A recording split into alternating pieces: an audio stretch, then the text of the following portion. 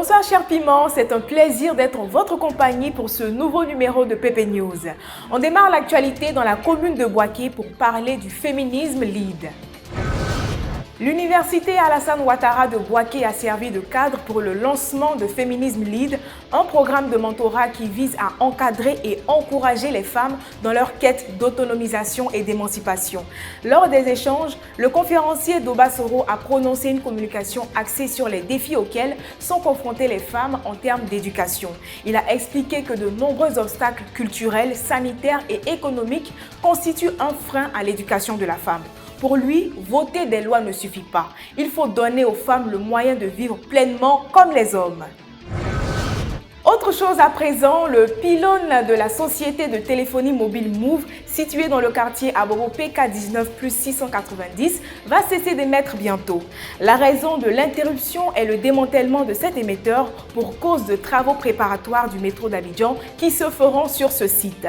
Pour assurer ses services auprès de sa clientèle, Move a installé un nouveau pylône à 75 mètres de cet ancien site. Les travaux qui ont débuté le mardi 4 février se poursuivront jusqu'au samedi 22 février 2020. Et puis le Trésor public a annoncé l'ouverture de ses locaux à Quibli. Situé dans un bâtiment neuf, ces nouveaux services vont abriter en plus des bureaux, une banque du Trésor. Avant son ouverture officielle, le Trésor public de Quibli a reçu ses premiers équipements, notamment des meubles de bureau et du matériel informatique. Les populations ont traduit leur reconnaissance à l'endroit des premiers responsables de cette structure qui ouvre pour la première fois ses portes dans leur localité. On termine avec notre zoom spécial sur la santé. Pépé Soup a interviewé Jean-Bruce Nguessan, enseignant et naturothérapeute à Toumoudi. Il est spécialisé dans le traitement des hépatites virales, mais plutôt connu pour ses produits amincissants.